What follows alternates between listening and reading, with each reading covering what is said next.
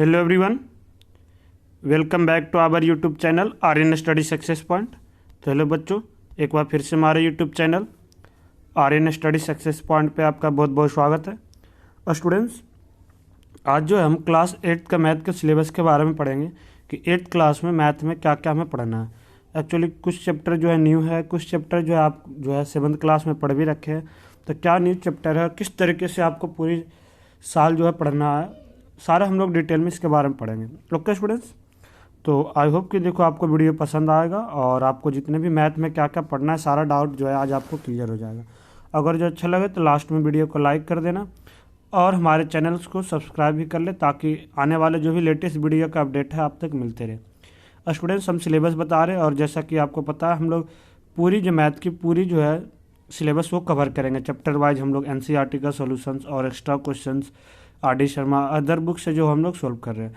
और बाकी कुछ जो है एनसीईआरटी का जो अभी तक जितना क्लास हो गया है और जो भी है आपको जैसे जैसे क्लास होते जाएगा आपका डिस्क्रिप्शन में जो है वहाँ से भी आप लोग देख सकते हैं। लिंक हम वीडियो का प्लेलिस्ट जो है चैप्टर वाइज आपको वहाँ पे प्रोवाइड कर देंगे, तो आप लोग वहाँ से देख सकते हो। ठीक है बच्चों, डिस्क्रिप्शन में जो है कौन सा चैप्टर का पढ़ाई हो गया, जैसे आप लोग जब जिस टाइम जो बच्चे जब इस वीडियो को देख रहे होंगे तो उसके नीचे देख लेंगे कि कहाँ तक हो गया हो, आप लोग देख सकते हो।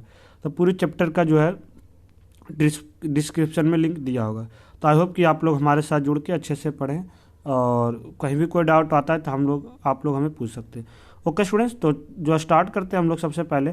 तो सबसे पहले देखो, एक्चुअली ये जो है ये तो हम टर्म फर्स्ट और सेकंड में करके रखे, बट कुछ स्कूल का जो है अपना अपना हो सकता है अकॉर्डिंग अलग, कि कुछ स्कूल जो अपना फर्स्ट चैप्टर में फर्स्ट टर्म में हो सकता है। देखो कोई हर चैप्टर करा रहा, सेकंड में कुछ है, जैसे ये बाकी है।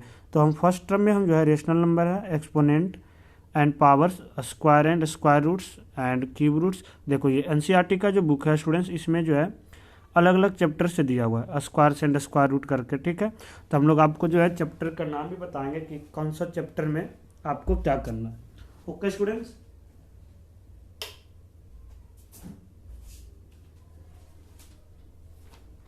तो आई होप कि देखो आपको समझ में आ रहा होगा कि क्या पढ़ना था और किस तरीके से करना है।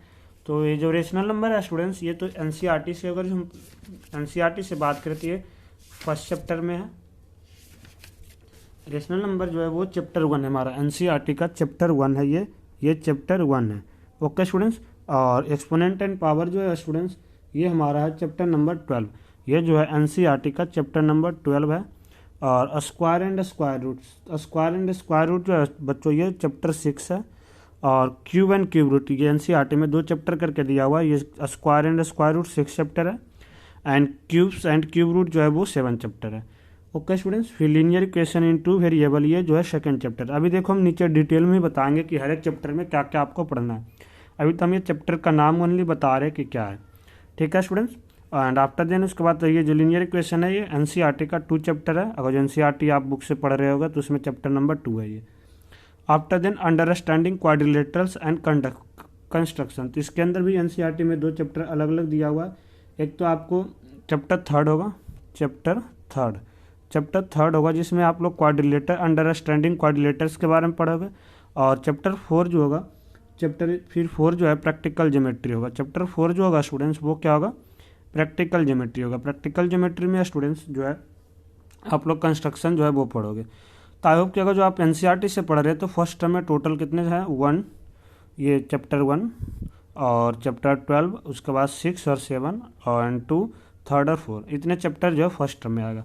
बाकी देखो कुछ स्कूल का हो सकता है फर्स्ट टर्म में कोई और चैप्टर मेंसुरेशंस के जगह पे और उसके बाद देखो था हमारा और एक मेंसुरेशन जो है स्टूडेंट्स वो चैप्टर 11 है। ये जो है चैप्टर 11 है। तो आई होप कि देखो आपको समझ में आ रहा होगा। एक बार हम दोबारा करा देते हैं। ये जो था 1 चैप्टर था, एक्सपोनेंट एंड पावर जो है ये 11 चैप्टर है, ये 6 एंड 7, स्क्वायर रूट जो है वो 6 है और क्यूब एंड क्यूब रूट जो है वो 7 चैप्टर है। ये एनसीईआरटी की चैप्टर की हम बात कर रहे हैं। ये चैप्टर 2 है, ये चैप्टर 3 एंड 4 है। ये जो है चैप्टर 3 एंड 4 है स्टूडेंट्स। और मेंसुरेशन जो है ये 11 चैप्टर है। सॉरी यार, ये जो था एक्सपोनेंट एंड पावर ये हमारा 12 चैप्टर था। ये जो है बच्चों ये जो है क्या है 12 चैप्टर है।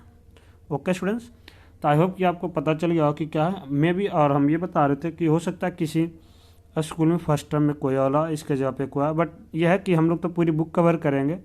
बट हम अपने हिसाब से और हमारे जो स्कूल की सिलेबस थी उसके अकॉर्डिंग से आपको हम बता रहे कि ये फर्स्ट टर्म में इतना आएगा। ओके स्टूडेंट्स, बाकी चैप्टर तो है, हम लोग लगभग सारे चैप्टर कवर करने आ रहे हैं, सारे करेंगे जो फर्स्ट टर्म में आ रहा है। तो जो वैसा इंपॉर्टेंस चैप्टर होगा आप लोग बता सकते हैं कि अगर जो फर्स्ट टर्म तक आपका कौन सा चैप्टर नहीं हुआ तो हम लोग उसे भी कवर कर लेंगे।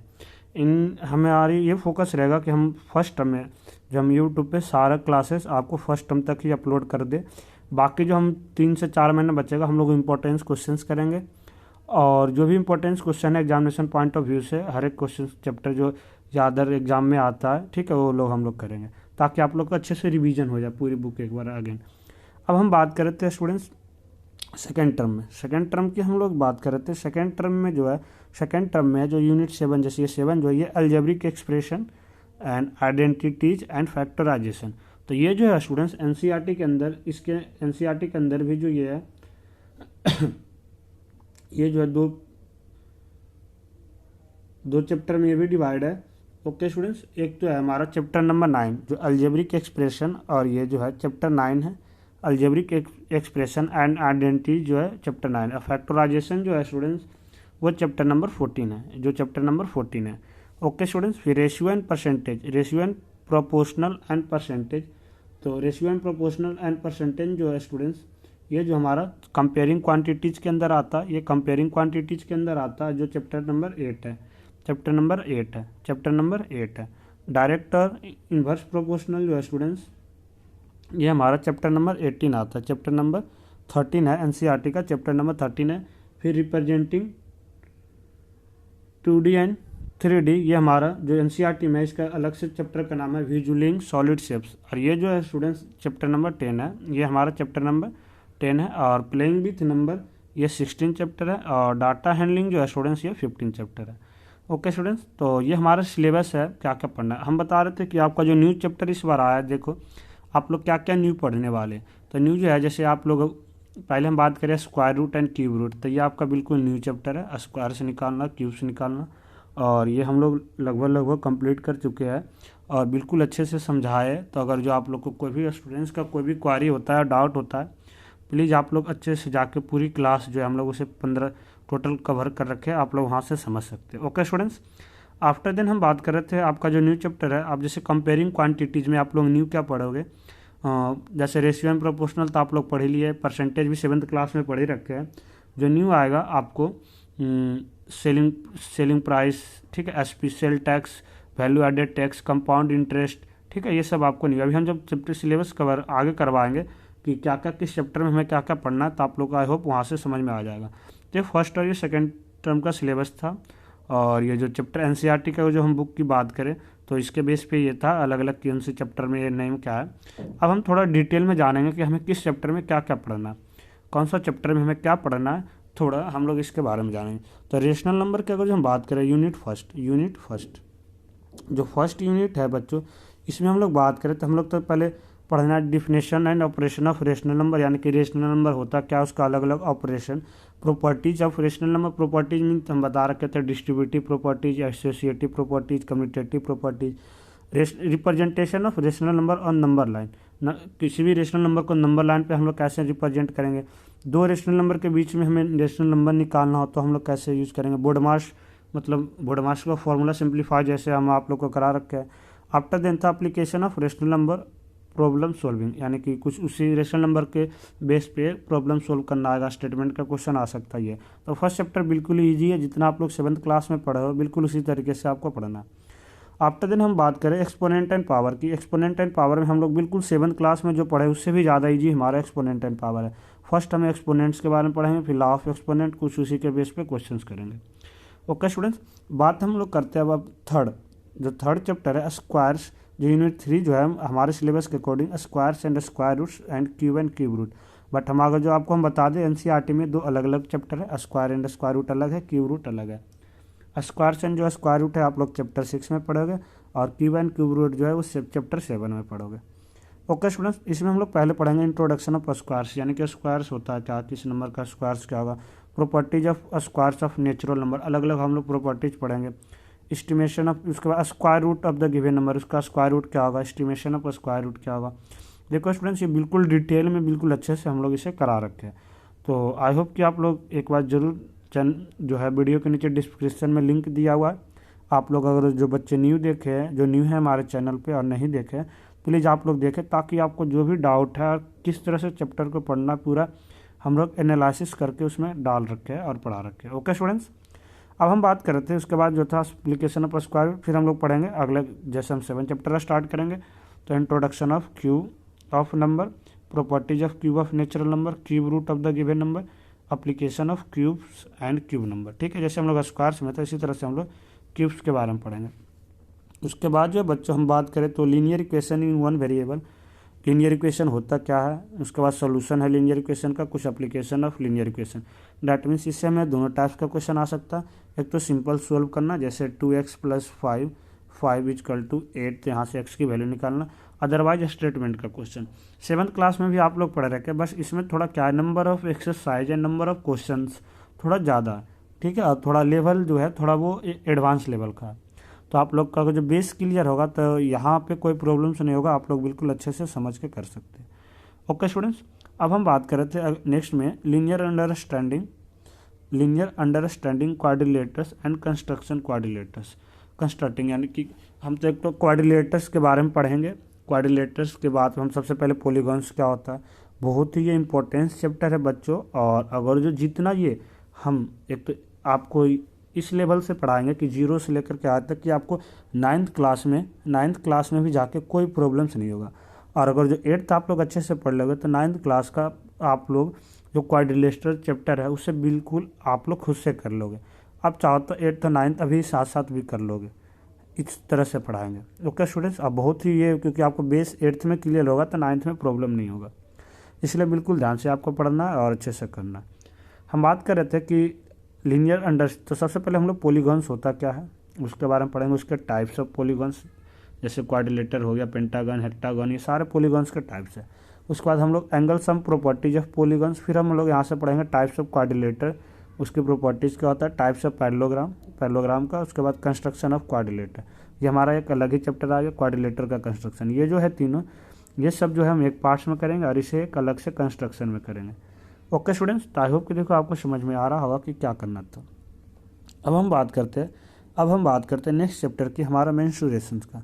तो मेंसुरेशन जो है बच्चों हम लोग सबसे पढ़ेंगे एरिया ऑफ 2 डायमेंशनल फिगर, फिर area of 3 dimensional figure. Area 2 dimensional figure की बात करें तो जैसे आप लोग पढ़ रखे, एरिया ऑफ रेक्टेंगल हो गया, एरिया ऑफ रेक्टेंगल स्क्वायर, ठीक है, रेक्टेंगल स्क्वायर का, ये सब हमारा 2D फिगर के अंदर आता है। 3D में क्या हो गया, आप लोग देखो ये भी बिल्कुल न्यू है पढ़ेगा। 2D ये हमारा 3D में आ गया, जिसमें हाइट इंक्लूड हो गया ना स्टूडेंट्स, जिसमें हाइट इंक्लूड हो गया वो हमारा क्या आ गया, 3D में आ जाता है। जैसे हमारा ये क्यूबाइड हो गया, क्यूब हो गया, ठीक है। आप लोग जो है पढ़ोगे वॉल्यूम ऑफ क्यूब निकालने के लिए, वॉल्यूम ऑफ क्यूबाइड निकालने के लिए, और सिलेंडर का। ये जो हमारा होता है स्टूडेंट्स, ये जो हमारा है क्या है, सिलेंडर इसे हम लोग बोलते हैं।